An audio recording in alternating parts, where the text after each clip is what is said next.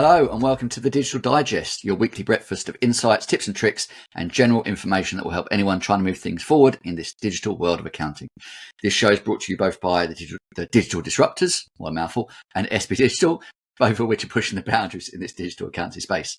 I'm your host, Ryan Pearcy, and this episode is on mid-tier accounting solutions. And I'm lucky enough to be joined by the infamous John Toon again, another member of the Digital Disruptors, who is going to help us get into the detail. So on that note, let's crack on. There's a lot to cover today. So firstly, John, look, let's I guess define what it is to be a mid-tier accounting finance solution.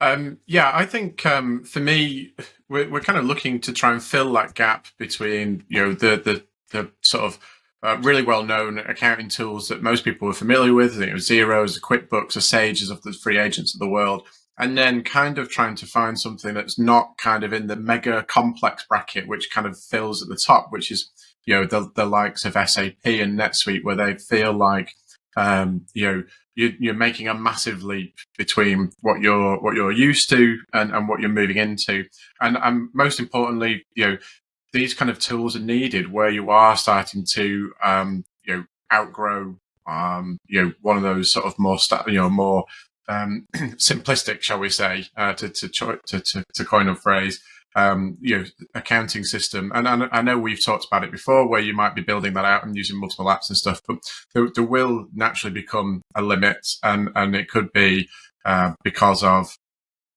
additional complexity, or it could be due to expansion into other territories where you just kind of have to start using something else and you want everything under one roof. But yeah, effectively what we're saying is, like, we're looking at, like I say, that gap between the really, really mega complex ERP systems, so enterprise resource planning systems, which are finance tools with a lot of other features built into them, and then the more simplistic, shall we say, Xeros and other accounting tools of the world. Yeah, and mid-tier or mid-market businesses are the perfect size, complexity, etc. for this. And I find a lot of businesses have heard of the NetSuites, the SAPs, and the Dynamics, and they go, okay, well, I'm coming off a Sage 50. I feel that I have to look at those. Well, actually, there's this huge plethora of accounting options in that mid-market space, which are more cost-effective. They're simpler, they're more out of the box, and therefore you can do a lot with it. You can expand into it without spending £100,000 off the bat to bring a solution in. So there's a lot in there. Let's kind of dive into a few of these then. So I guess off the top of my head, you've got things such as iPlicit, which has become, I guess, now a well-known name in the accounting space, which is only, I think, 3 years old, but they've been doing a lot, developing very quickly. You've got Accounts IQ, which has been around for a lot longer, and is, I guess, focused, or at least my impression has been focused more on the not-for-profit sector. And then you've got Xledger as well, which is a big solution. Had some challenges around pricing historically, but seem to have resolved that and can do a lot in that. Definitely more of what we call an ERP Xledger, but built purely in the cloud. I'm sure you know lots of others as well, John. Yeah, I mean, I think the other things that come to mind probably is something like Access Financials. Probably, I mean that's kind of probably at the top end of that mid bracket, if you like. We should probably mention that, of course, you've got things like QBO Advanced as well, because that's kind of like moved into that segment, and then you've got things like Exact Online, which, to be perfectly honest, I'm not entirely sure if they're really like pushing a presence in the UK anymore, but they certainly are very big in Europe, particularly in the Low Countries, so sort of Netherlands, Belgium, that kind of area, and then Twinfield and Odoo as well, which was at the Digital Accountancy Show recently. Yeah, and I mean, there's others that I guess that we've touched on we don't consider mid-market. I think it's important to define what we mean by this. So we've mentioned NetSuite, we've mentioned SAP and Dynamics. You've obviously got Sage Intacct as well, which is a big play from Sage. And all of these, I guess, I look at what is their core market, what they're going after, and that's more the enterprise businesses.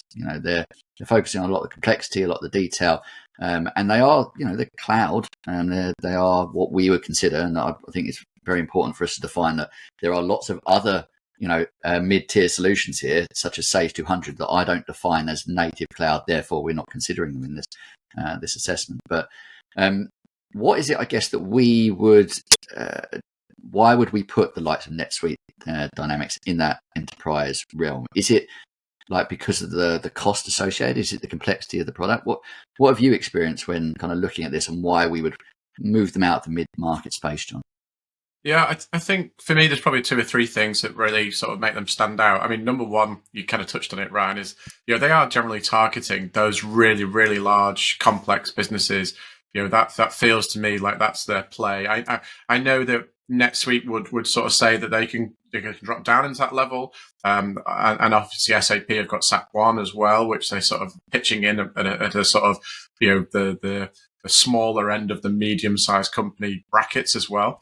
But ultimately, for me, what they are looking for someone that wants to spend at least six figures on an implementation, and probably a similar amount of money on ongoing licensing costs and everything else. And obviously, that then means you're in a totally different bracket from someone who's maybe used to spending, I don't know, £2,000 or £3,000 per month, and then having to move out of that space into something completely different if they're in, let's say, the zero ecosystem, for example.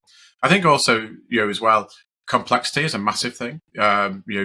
These products are in their own right very, very complex, and I guess we were talking about products before. Sage also have a product called X3, which definitely is at that very top end of the bracket. Intact probably sits a little bit below that. But complexity is a massive one. And then also, I think what we do see with the likes of things like iPlicit and Accounts IQ, for example, is they almost give you, if you're particularly embedded in a zero ecosystem, for example, they give you a way out of being able to take some of those your horizontal or vertical apps that you might be using, so a Dext, for example, or maybe even an Unleashed or a Simpro.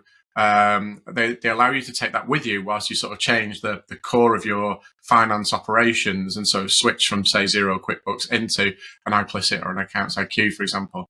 And what that means is that, number one, it gives you a nice smooth way out in terms of moving yourself up to a more complex product.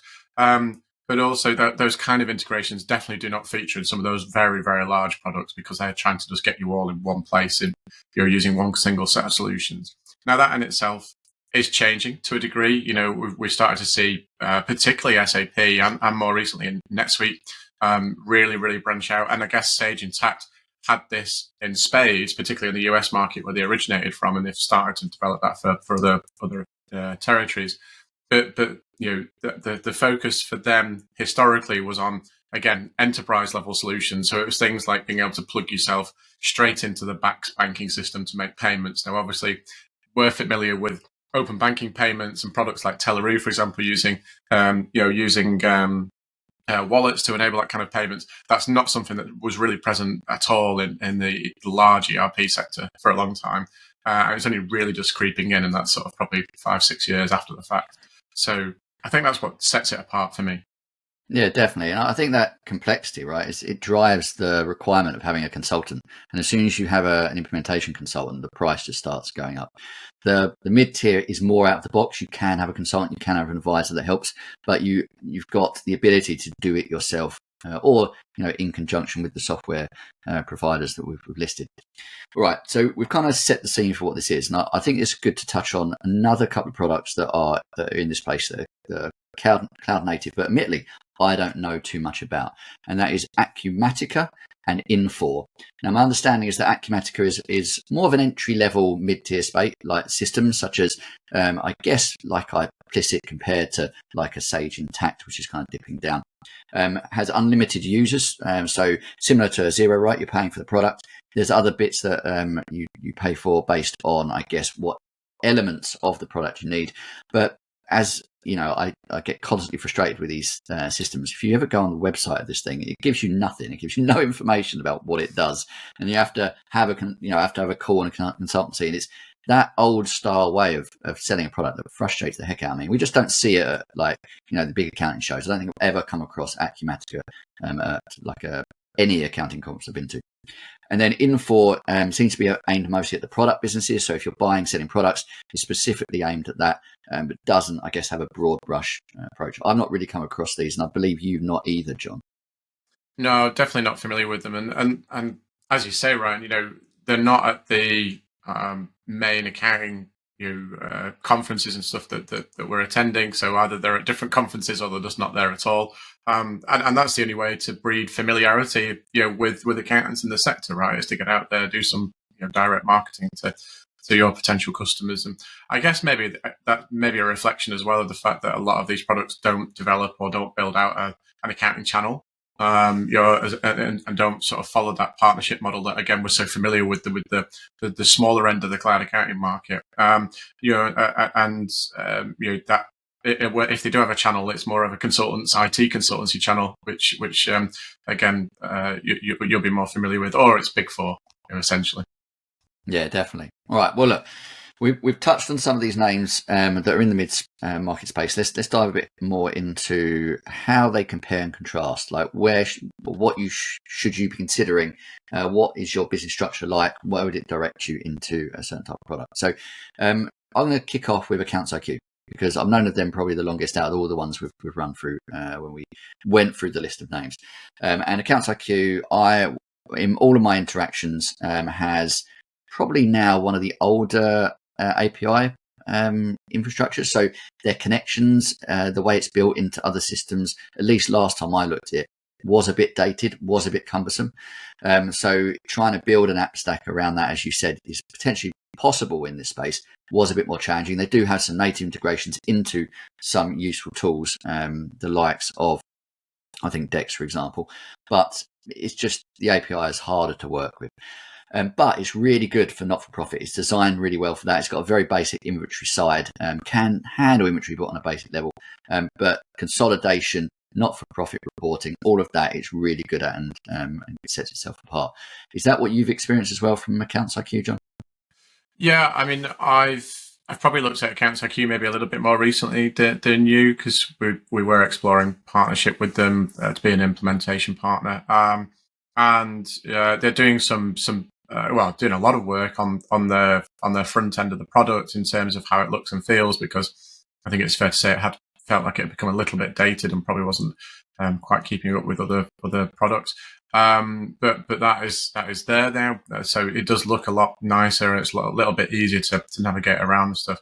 And yeah, I'd agree with you. I think the only other thing that I was very familiar with Accounts IQ for was sort of consolidation. I think that was one of the things they really pushed hard, was if you became multi-entity and you needed to do consolidated reporting quite quickly, they really pushed that hard in the early days. And that's probably one of the things that if I had a group that joined, if I had a group that needed to move up into this kind of thing, into the space, I would sort of naturally lean towards Accounts IQ in the good old days. But I think that difference between different products now in the market is probably less stark. So that's where it is.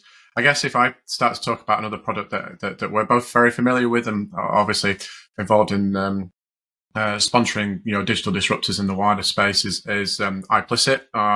Again, that's a product that sort of, as you say, seems to have sort of like really launched into the scene in a big way over the last probably 3 years or so. Has been rumbling around for a little bit longer than that, and some of the team behind it were the founders of Exchequer, which again is probably a desktop ERP solution that people may have come across, maybe familiar with. But has long since exited, and to be perfectly honest, Exchequer hasn't really moved on for probably 10 years, which is disappointing. But iPlicit, again, very much like Accounts IQ, I would say, in terms of, they recognise the need for people to be able to transition out of their ecosystem that they're using, take some of that with them. So they have connections into the likes of Dex and Unleashed and products like that we talked about earlier on. But also been very clever about whether they target, the kind of industries they're going after. So, they just launched iPlicit for Education, which is targeting, the skills sector, and in particular multi-academy trusts. They have done a lot of work around how to build up, the not-for-profit charitable side of the reporting arm of what they do. And then again, they also do consolidation work for multi-entity groups and things, and international FX, etc. So they cover a lot of bases. I've got a few clients that have moved onto it, and it works really well generally. I think They're still building out functionality as well. So they launched, I think it was like stock management, didn't they, last year, to sort of try and enhance the capability of the product. And for us, it seems that they're probably, I would say, the mid-tier ERP solution that stands out the most in terms of their presence in the market, their willingness to develop an accounting channel, and seemingly their sort of pipeline in terms of product development and wider sort of marketing support, etc. Definitely. I think the other thing about iPlicit that I love is they've got little tools that just make things really, really nice from a processing point of view. So the way they handle accruals and prepayments, for example, not something they do a song and dance about, but it really makes it easy to manipulate that your income or your costs into the right periods. So yeah, I think it's a great tool. I think it's one that has won the hearts and minds of, I guess, those that do digital transformation in the space. So yeah, one that I think if you're moving into this, it's worth considering whether you use it or not. You have to compare it to other products. Definitely one that I always think of with anyone that's like outgrowing that kind of smaller end of the finance spectrum.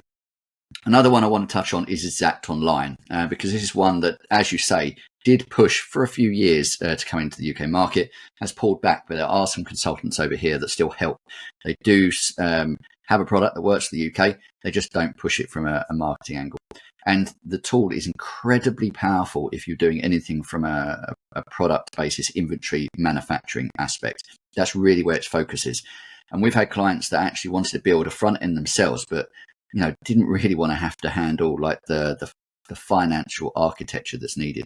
So they just use what is a great API into Exact Online, had that power the rest of their solution, and they could do everything from a front end perspective. And that's something that I think Exact Online does really well. It's probably got the best